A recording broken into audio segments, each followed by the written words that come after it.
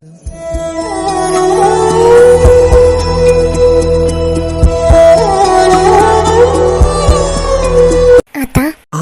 கீதா. இப்ப உடம்பு எப்படி இருக்கு? இப்ப கொஞ்சம் பரவாயில்ல. மத்தியானம் ரெஸ்ட் எடுத்ததுனால கொஞ்சம் நல்லா இருக்கு. அப்ப சரிங்க தான், நான் போய் அந்த ரூம்ல படுத்துக்கிறேன். ஏன் கீதா? இல்லத்தா, இது உங்க ரூம் தானே? ஏன் ரூமா? நீ எங்க இருக்கியோ அதுதான் என் ரூம். நீ அங்க வந்தீனா நானும் அங்கேயே வந்துடுறேன். இல்லத்தா, அங்க வந்தா நீங்க தரையில தானே படுப்பீங்க. அங்க சின்ன பெட்டு தானே இருக்கு, அது எனக்கே பத்தாது. அதனாலதான் சொல்றேன், நான் அங்க போய் படுத்துக்கிறேன். நீங்க மாத்திரை போட்டு தூங்கிடுவீங்க, அதனால இங்கே படுத்துக்கோங்க. அதெல்லாம் ஒண்ணு வேண்டாம். நீ எங்க இருக்கியோ அங்கதான் நானும் வருவேன். ஒண்ணு நீ இங்க படுத்துக்கோ. என்ன, நானும் இங்கே படுத்துக்கணுமா? ஆமா, நடுவுல ஏதாவது உடம்பு சரியில்லைனா நீ தானே என்னை பாத்துக்கணும். அது அது நான் பாத்துப்பேன். அப்புறம் என்ன? அப்ப இந்த ரூம்ல இருந்து அந்த ரூமுக்கு உன்னை கூட்டிகிட்டே அலையணுமா? இல்ல. அப்ப பேசாம இங்கே படுத்துக்கலாம்ல? இல்லத்தா, எனக்கு தரையில படுத்தா முதுகு வலிக்கும், அதான். அப்ப சரி, பெட்டு தான் பெருசா இருக்குல்ல, நீ படுத்துக்கோ. என்ன, 2 பேரும் ஒரே பெட்லயா? இதுல என்ன இருக்கு? நான் எத்தனை வாட்டி உன் பக்கத்துல தான் கீழே படுத்திருக்கேன். என்னைக்காவது என் விரல் உன் மேல டச் பண்ணிருக்கா? இல்ல. அப்புறம் என்ன இப்ப மட்டும் இப்படி பயப்படுற? சரிங்கத்தா. அப்ப இங்கேயே நீ தூங்கலாம்ல? என்ன திருன்னு முழிக்கிற? அம்மா தாயே, உன்னை எதுவும் பண்ணிட மாட்டேப்பா.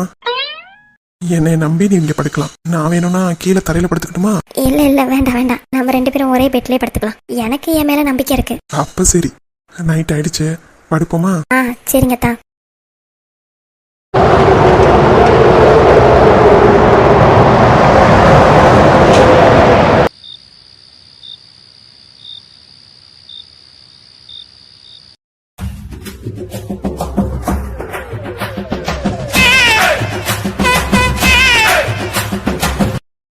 என்ன, இவரோட சத்தத்தை காணோம்.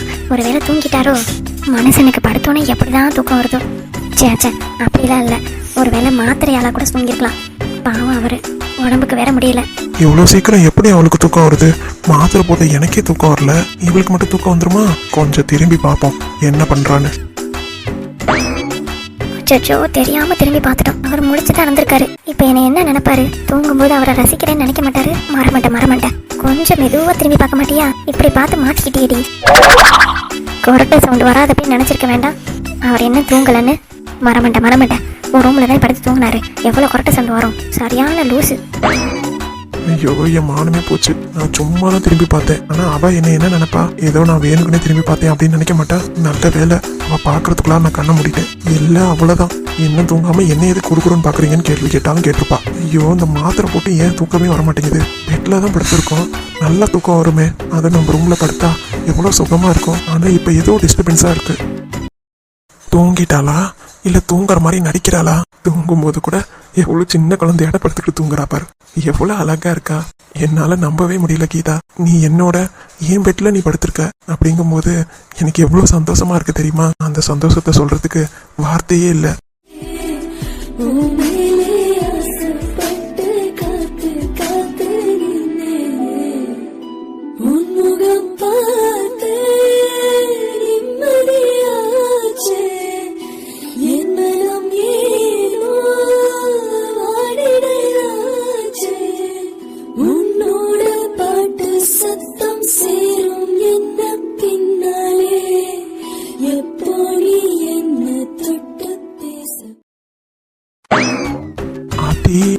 இவர் தூங்கிட்டாரா இல்ல முழிச்சிருக்காரா? முழிச்சு என்னைய பாக்குற மாதிரியே இருந்துச்சு, ஆனா இப்ப பார்த்தா தூங்குற மாதிரி இருக்கு. உண்மையாலுமே எவ்வளவு பாவம். நான் எவ்வளவு கஷ்டப்படுத்திருக்கேன் உங்களை. சாரி அத்தா, எவ்வளவு கஷ்டப்படுத்தி இருந்தாலும் நீங்க என்கிட்ட அன்பா தான் நடந்திருக்கீங்க. அதை நினைக்கும் போதுதான் எனக்கு உங்க மேல என்னமோ ஒரு ஈர்ப்பு. உங்களை இன்னமே கஷ்டப்படுத்தவே என்னால முடியல. அது ஏன்னு எனக்கு தெரியல அத்தா. இப்பயும் சின்ன பிள்ளையாட்ட அடம் முடிக்கிறீங்க. இப்ப கூட பாருங்க, சின்ன பிள்ளையாட்ட தூங்கிட்டு இருக்கீங்க. எனக்கு உடம்பு சரியில்லைன்னு சொன்னோன்னே எவ்வளவு துடிச்சு போயிட்டீங்க நீங்க. ஆனா உங்களுக்கு உடம்பு சரியில்லைன்னோனே நான் அந்த மாதிரி இருக்க மாட்டேனா? என்னை என்ன நினைச்சிட்டு இருக்கீங்க? நான் ஒன்னும் அவ்வளோ பெரிய கல் நெஞ்சக்காரி இல்லாத்தா. மறந்தால் தானே நினைக்கணும் மாமா, நினைவே நீதானே நீதானே. மனசும் மனசும் இணைஞ்சது மாமா, நினைச்சு தவிச்சேனே நான் தானே. சொல்லிவிட்ட பாட்டு தெக்கு காத்தோடு கேட்டேன், தூது விட்ட ராசா மனம் தடுமாற மாட்டேன். ஊர் என்ன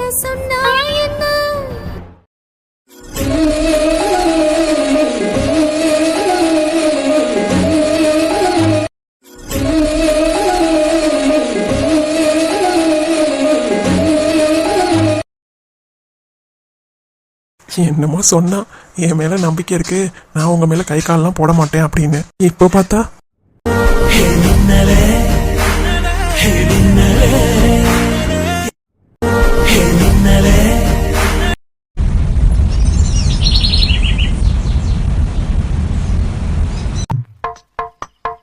ஈடுபட்ட சிரிக்கி எப்படிதான் என் பிள்ளைய வளைச்சு பட்டாலும் தெரியல. அப்படி என்ன சுக்குப்படியா போட்டிருப்பா. இப்பெல்லாம் இவன் வர வர ஒண்ணு சொல்ல மாட்டேங்கிறான். எப்படி மாத்தி வச்சிருப்பாவ. அதுவும் ஒண்ணு இல்லாத கழுத. இவளுக்கு இருக்கிற மதிப்பு கூட நம்மளுக்கு இல்லாம போயிடுச்சேப்ப. வரான், சாப்பிட்றான், போறான். காலையில எந்திரிச்சோடனே சாப்பிட்டோடனே கிளம்பி போயிடறான். சின்னம்மாக்காரி உட்காந்துருக்கேன்னு என்ன விவரம் ஏது விவரம் சொல்றதே கிடையாது.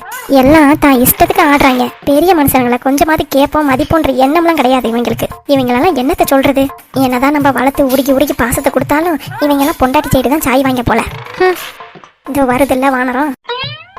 அத்தை, என்ன இல்ல என்ன சமைக்கட்டோன்னு கேட்கலான்னு வந்தேன். ஐயோ அப்பா, அம்மனி அப்படி நான் சொல்றதான் சமைப்பிய.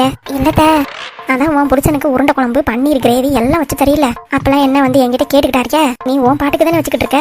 என்னமோ புதுசா வந்து என்கிட்ட கேட்கறப்ப இல்லத்த என்ன சமைக்கிறதுனே தெரியல, சரி உங்கள்கிட்ட ஒரு வார்த்தை கேட்போம் அப்படின்ட்டு தான் வந்தேன். ஓஹோ, அப்ப சமைக்கிறது என்னன்னு தெரியாம தான் என்கிட்ட வந்து என்னன்னு கேக்குறியோ. இந்நேரம் உன் மனசுல ஏதாவது பட்டிருந்துச்சுன்னா நீ உன் பாட்டுக்கு சமைக்க ஆரம்பிச்சிருப்ப. இன்னும் திலகவதிய என்னன்னு கூட மதிக்க மாட்டா. அப்படிதானே? அப்படிலாம் இல்லத்த, நீங்க சொல்லி தானே அடை எல்லாம் சுட்டு கொடுத்தேன். அந்த ஒண்ணு மட்டும் தான் நான் சொல்லி நீ கேட்ட. மத்தபடி எல்லாத்தையும் என்ன சமைக்கணும்னு வந்து கேட்டுக்கிட்டா இருந்த. ஏத்த இன்னுக்கும் வயசாகுதுல்ல, நானும் என்ன ஏதுன்னு நானா பார்த்து சமைக்க வேண்டாமா? இந்தாடி, நானும் உன்னை கூப்பிட்டு வந்து என்ன சாப்பாடு செய்ய அதை செய்ய இதை செய்ய நான் சொன்னேன். இப்ப நீயே வந்து தானே என்ன சமைக்கணும் அப்படின்னு சொல்லி என் வாய்க்கின்ற காலையிலேயே என்ன சாப்பாடுன்னு கேட்கறது ஒரு குத்தமா? கேட்கறது குத்தம் இல்ல, எப்பயாவது ஒரு நாள் என்னை மதிச்சு கேட்கறதான் குத்தம்னு சொல்றேன். உனக்கு தேவைங்கிறப்ப மட்டும் உங்களுக்கு என்ன சாப்பாடு வேணும் அப்படி இப்படின்னு கேட்கற. ஏன் டெய்லியும் கேட்க வேண்டியதானே? சரிங்க, இப்ப கேட்கறேன், என்ன சமைக்கட்டும்? உனக்கு என்ன இஷ்டமோ அதே சமை. எதுக்கு பேசாம கேட்காமையாவது இருந்திருக்கலாம். என்னடி திருத்திருன்னு முழிச்சிட்டு இருக்க? ஓ, உனக்கு என்ன இஷ்டமோ அதே பண்ணு. இதுக்கு ஒன்றும் குறைச்சல் இல்லப்பா. போறா பாரு ஏடுபட்ட சிரிக்கி, தேவையில்லாம என் வாயை வரைக்கின்றா. சின்னம்மா, என்ன என்ன விஷயமா என்னைய பார்க்க வந்திருக்க? அது வந்து சின்னம்மா, நம்ம கீதாவுக்கும் முரளிக்கும் கல்யாணம் ஆயிடுச்சு. அதைத்தான் நீ மட்டும் தானே பார்த்த, நாங்களாம் எங்க பார்த்தோம்? அதுக்குதான் ஊர் எரிய ரிசப்ஷன் மாதிரி வைக்கலான்னு தோணுது. ரிசப்ஷன் மாதிரி வச்சோம்னா அவங்களும் கல்யாணம் ஆனவங்க அப்படின்னு சொல்லி எல்லாருக்கும் தெரியும்ல. அதுக்கு நிறைய செலவாகுமே. ஆமா, நான் உங்ககிட்ட கேட்கணும்னு நினைச்சேன். நம்ம நெஞ்சு வலி வந்த மாதிரி டிராமா போட்டதுக்கு ஒரு 12 லட்சம் செலவாச்சு. அந்த டாக்டர் பையன் இங்கிட்ட அங்கிட்டன்னு சொல்லி வாங்கிட்டு கொடுக்கவே இல்லடா. அது என்ன ஏதுன்னு கேட்டு திருப்பி வாங்கிட்டு வந்தியா இல்லையா? இல்ல சின்னம்மா. அட பாவி, அப்ப அந்த 12 லட்சம் அம்பேதானா? டேய், ஒரு காசு இல்ல 2 காசு இல்ல 12 லட்சம்டா. அந்த டாக்டருக்கு 12 லட்சம் ரொம்ப ஓவர் தான். நானா இருந்தேன் 12 ரூபாயோட முடிச்சிருப்பேன். இப்ப போய் கேட்டு வாங்கிட்டு வர போறியா இல்லையா? அப்புறம் தேவையில்லாம இந்த செலவு வேற எடுத்து விட்டுக்கிட்டு இருக்க. இல்ல சின்னம்மா, நான் சேர்த்து வச்ச காசுல பணம் இருக்குல்ல. டேய், என்கிட்ட நீ கொடுத்ததே 24 லட்சம் தான். அதுலயும் 6 லட்சத்தை அன்னைக்கு வாங்கிட்டு போனேன். மீதி 18 லட்சம் தான் என்கிட்ட இருந்துச்சு. அதுல 12 லட்சத்தை இந்த டாக்டர் பையலுக்கே செலவு பண்ணியாச்சு. இப்ப மீதி இருக்கிறது 6 லட்சம் தான். அந்த 6 லட்சத்தை உன்கிட்ட கொடுத்துட்டு நான் என்னத்த பண்றது? இல்ல சின்னம்மா, தேவை இருக்குல்ல, அப்ப செலவு பண்ணி தானே ஆகணும். சரி, அப்ப நகையை திருப்புறேன்னு சொல்லி காசு வாங்கிட்டு போனியே, அந்த காசு எங்க? அது அந்த காசு உன்கிட்ட தானே இருக்கும். அந்த காசை வச்சு செலவு பண்ணு. இந்த 6 லட்சம் என்கிட்டே இருக்கட்டும். நாளை பின்ன ஏதாவது உடம்பு சரியில்லை அப்படி இப்படின்னா செலவு பண்றதுக்கு காசு வேணும்ல கையில. நீ உன் பாட்டுக்கு இதையும் தூக்கி செலவு பண்ணிட்டீங்கன்னா நாளைக்கு ஏதாவது ஒண்ணுனா யாருக்கும் ஒன்றும் பண்ண முடியாது. புரியுது சின்னம்மா, ஆனா என்கிட்ட இப்போதைக்கு ஒரு 4 லட்சம் தான் இருக்கு. அடேங்கப்பா, 4 லட்சம் பத்தாதா? நீ என்ன பெரிய கல்யாணத்தையா பண்ண போற? ரிசப்ஷன் தானே, போய் நிக்க போறாங்க, பொண்ணு மாப்பிள்ள வர போறாங்க. இதுக்கு எதுக்கு 4-5 லட்சம்? சிம்பிளா 2 லட்சத்தோட முடிச்சிரு. விலைவாசி எல்லாம் ஏறி போயிடுச்சுல சின்னம்மா, அதனாலதான் கேக்குறேன். ஒரு 2 லட்சம் எக்ஸ்ட்ரா கொடுத்தீங்கன்னா நான் போய் என்ன ஏதுங்கிறத பார்த்து விட்டுருவேன். ஏன்டா சின்ராசு, மொத்தமே 6 லட்ச ரூபா தான் இருக்கு. நாளைக்கு ஏதாவது ஒண்ணுனா வேணும்லடா. அதுல 2 லட்சம் கேட்டீங்கன்னா நாளைக்கு ஏதாவது ஒண்ணுனா அப்புறம் நீ எப்படிடா அடுத்தவங்களுக்கு செலவு பண்ணுவ? அதெல்லாம் அப்புறம் பாத்துக்கலாம் சின்னம்மா. கல்யாணம் பொண்ணு வீட்டுல தானே பண்ணணும், அதனாலதான் நம்மளே பண்ணிடுவோமே. என்னம்மா பண்ணி தொலை. இப்ப என்ன உனக்கு 2 லட்சம் வேணும் அவ்வளவுதானே? ஆமா சின்னம்மா. சரி, நீ போய் சாப்பிட்டுட்டு வா, நான் எடுத்து வைக்கிறேன். சரி சின்னம்மா. இங்க பாருடா, இந்த 2 லட்சத்தோட அவ்வளவுதான். சும்மா அது இதுக்குன்னு ரொம்ப செலவு பண்ணிட்டு கிடக்காத. சரி சின்னம்மா. சரி, நீ போ, நான் எடுத்து வைக்கிறேன். இவன் உண்மையை சொல்றானா பொய் சொல்றானா? உண்மையாலுமே 12 லட்சத்தை அந்த டாக்டர் பையலுக்கு கொடுக்காதனால என்ன வந்துட போகுது உனக்கு? உண்மையான நெஞ்சு வலி மாதிரிலாம் பேசிக்கிட்டு இருக்காவே. நல்ல வேலைப்பா, 5 லட்சத்தை எடுத்து தனியா வச்சிருக்கேன். அது இந்த பையலுக்கு தெரியாம இருந்தா நல்லது. இல்லைன்னா அதையும் கொண்டாச்சினமா அப்படின்னு சொல்லி வாங்கிட்டு செலவு பண்ணி விடுவான். இவங்கிட்ட இருந்து பணத்தை எடுக்கணும்னா ஜாக்கிரதையா தான்ப்பா வச்சுக்கணும். எங்க என்ன ஆளை காணோம்? தீபக் அப்பவே கிளம்பிட்டேன்னு சொன்னாரு. அவர் வந்து அதனே என்ன ஏதுன்னு பார்க்கலாம். இத்தே பெரிய ஹோட்டலா இருக்கு, இதுல எப்படி நம்ம சிசிடிவி கேமரா ரூமுக்குள்ளார போக முடியும்? என்ன பண்றது? வந்துட்டீங்களா? அப்புறம் எப்படி இருக்கீங்க? பார்த்து ரொம்ப நல்லாச்சு. நான் நல்லா இருக்கேன். அப்புறம் ராஜா, நீங்க சொல்றத நம்பலாம்ல? என் தங்கச்சி வழக்கு எதுவும் ஆயிடாதுல்ல? கண்டிப்பா நம்பலாம். எங்க அண்ணன் ஒன்றும் அவ்வளோ மோசம்லாம் கிடையாது. இவ தான் ஏதோ சதி பண்ணியிருக்கா. நம்ம இந்த ஹோட்டல்ல எப்படியாவது பேசி சிசிடிவி கேமராவை செக் பண்ணா மட்டும் போதும். என்ன நடந்துச்சுங்கிறத கண்டுபிடிச்சிடலாம். சிசிடிவி கேமராவில் செக் பண்ணாலும் ரூமுக்குள்ளாரெல்லாம் எப்படி கேமரா வச்சுப்பாங்க? ஹோட்டல் ரூம்ஸ்ல கேமராலாம் அலோ கிடையாது தானே? அது அலோ கிடையாது தான். ஆனா அவ சொல்றத பார்த்தா அர்ஜுன் தான் அவளை கூட்டிட்டு போனதா சொன்னான். அர்ஜுன்கிட்ட கேட்கும்போது நான் கான்சியஸ்ல இல்லைன்னு அப்படின்னு சொல்றாரு. ரூம் வழியா போற அந்த கேமராவை நம்ம செக் பண்ணி பார்த்தா யார் அன்கான்சியஸ்ல போறாங்க அப்படிங்கிறது தெரிஞ்சு போயிடும். அதுக்கப்புறமா ஃபர்தரா நம்ம என்ன முடிவெடுக்கலாம், அவளை எப்படி கையும் களமா பிடிக்கிறதுங்கிறது முடிவெடுக்கலாம். சரிங்க ராஜா, நீங்க தான் சிசிடிவி கேமரா ஒர்க் பண்ணிக்கிட்டு இருங்க. அந்த ஆஃபீஸரை பேசி வெளியில கூப்பிடணும். நீங்க வெளியில கூப்பிட்டீங்கன்னா நான் எப்படியாவது உள்ளார போய் செக் பண்ணிடுவேன். ஓகே, பார்த்து கவனமா இருங்க. சரி சரி, வாங்க போலாம். ஏங்க இந்த போன பையன் ஒரு போன் கூட அடிக்கலங்க. யாரு? நம்ம அர்ஜுன் தானே? அந்த பையதான். இங்க இருந்தாலும் கண்டுக்கிற மாட்டான், அங்க போனா சுத்தம். என்ன ஏதுங்கிற ஒரு போன் கூட அடிக்க மாட்டான். நம்ம போன் அடிச்சு எங்கடா இருக்கா, என்னடா சாப்பிட்டியா கிப்டியான்னு எல்லாம் கேட்க வேண்டியதா இருக்கு. ஏங்க இந்த பையன் எப்படி இருக்கான்? விடு ரத்னம், அங்க போயாவது நிம்மதியா இருக்கட்டும். எது? அங்க போய் நிம்மதியா இருக்கட்டுமா? ஏதோ நான் என்னமா அவனை குடும்பப்படுத்துற மாதிரிலாம் நீங்க பேசுறீங்க. இல்ல, ஒரு பொதுவா சொன்னேன். நல்லா இருக்குங்க உங்க கதை. வாமா. கூப்பிட்டீங்களா ஆண்டி? ஆமாம்மா. என்ன விஷயம்? இல்ல, உன் ஃப்ரெண்டு ஏதோ வந்துட்டு போனா, அதான் என்ன விஷயம் கேட்கலான்னு. யாரு? இந்துவா? ஆமாம்மா, இந்து தான். இப்போ கொஞ்ச நேரத்துக்கு முன்னாடி வந்தாமா எங்ககிட்ட உன்னை பத்தி கேட்டா. அப்புறம் கொஞ்ச நேரம் நின்று பேசிட்டு செம்பா ரூம் பக்கிட்ட போயிட்டா. என்ன, செம்பா ஆண்டி ரூமுக்கு போனாளா? ஆமாம்மா. இப்போ கூட அங்க இருக்காளா இல்லையான்னு தெரியல. சரி, உன்னை வந்து பார்த்துருப்பாளே, அதான் கொஞ்ச நாள் ஆளே காணால, அதான் என்ன விவரம்னு கேட்கலான்னு கூப்பிட்டேன். என்னன்னு தெரியல ஆண்டி, அவ இருந்தானா என்ன ஏதுன்னு கேட்டுட்டு வரேன். சரிம்மா. இந்து வந்திருக்கா, வந்து கொஞ்ச நேரம் ஆதான். என்னையும் வந்து பார்க்காம அவங்கள எதுக்கு பார்க்க போயிருக்கா? என்ன விஷயமா இருக்கும்?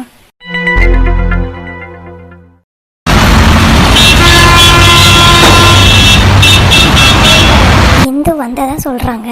ஆனா என் மாமியார் ரூமுக்கு போய் பார்த்தா அந்த வந்த மாதிரி தடையுமே இல்லை. என்னைய பார்க்காம போவே மாட்டாளே. எப்படி என்னைய பார்க்காம அவ போனா? எதுக்காக என்னைய பார்க்காம போனா? எதுக்காக இந்து என் மாமியாரை பார்க்கணும்? என்கிட்ட ஏன் சொல்லாம போனா? ஐயோ, இவளை நினைச்சு நம்மளுக்கு பைத்தியமே பிடிச்சிரும் போல. ஹாய் பொண்டாட்டி. என்ன, ரொம்ப சந்தோஷமா இருக்கிற மாதிரி இருக்கு? ஆமா. சரி, நீ போன காரியம் என்னாச்சு? ஏதாவது கண்டுபிடிச்சியா இல்ல வெளியில ஊர் சுத்திட்டு வந்தியா?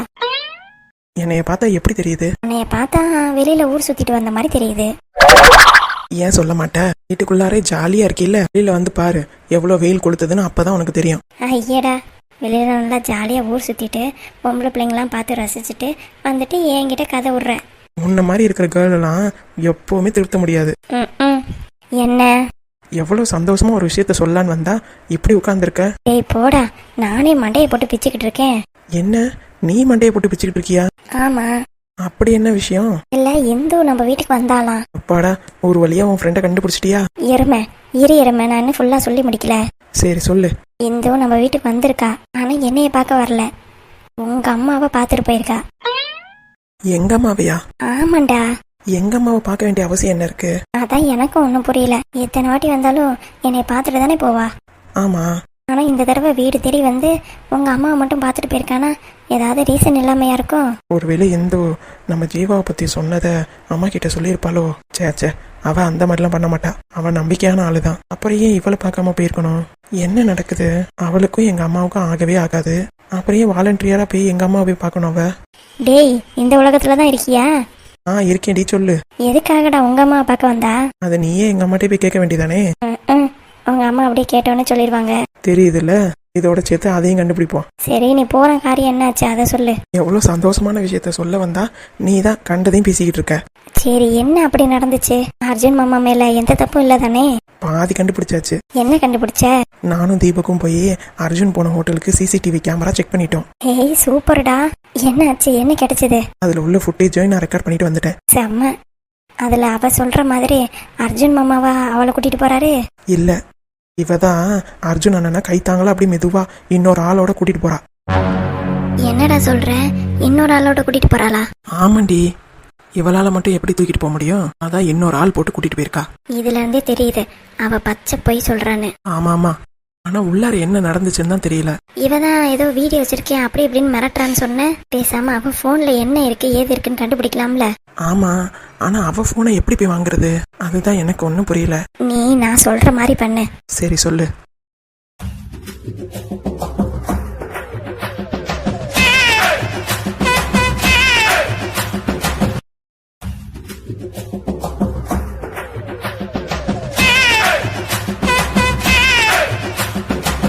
ஏய் சூப்பர்டி, இந்த பிளானை அப்படியே பண்ணிடுவோம். மறந்துடாதடா, அவ ஃபோன் இம்பார்ட்டண்ட். அவ ஃபோனை எடுக்கும்போது அவ ஃபோனில் என்ன வீடியோ இருக்கு அப்படிங்கிறத பார்த்துரு. அப்படியே அர்ஜுன் மாமாவோட வீடியோ எதுவும் இருந்துச்சுன்னா டிலீட் பண்ணிடு. அப்புறம் உனக்கு ஃபார்வர்ட் பண்ண மறந்துடாத. சரி கண்டிப்பா பண்ணிடுறேன். அப்புறம் என்ன? இல்ல மேடம், இன்னைக்கு ரொம்ப அழகா இருக்கீங்க. ஆமா, ரொம்ப நாள் கழிச்சு இப்பதான் நான் அழகா இருக்கிறது உனக்கு தெரியும். அப்படிலாம் இல்லையே, எப்பவுமே என் பொண்டாட்டி அழகுதான். டேய், இப்போ எதுக்கு என் பக்கத்துல வர? சும்மா உன் பக்கத்துல வராம வேற யார் பக்கத்துல போக சொல்ற? எனக்கு என்ன பீரியட்னு சொல்ல வரியா? இல்ல, பின்ன பீரியட் முடிஞ்சிருச்சுன்னு சொல்ல வந்தேன். அப்ப இன்னைக்கு நைட்டு மனசுல என்ன ஆகாயும் தினம் தினம் அது புதி போடும். ரகசியத்தை யாரு அறிஞ்சா, அதிசயத்தை யாரு புரிஞ்சா, ஆலம் விழுதிலே ஊஞ்சல்லா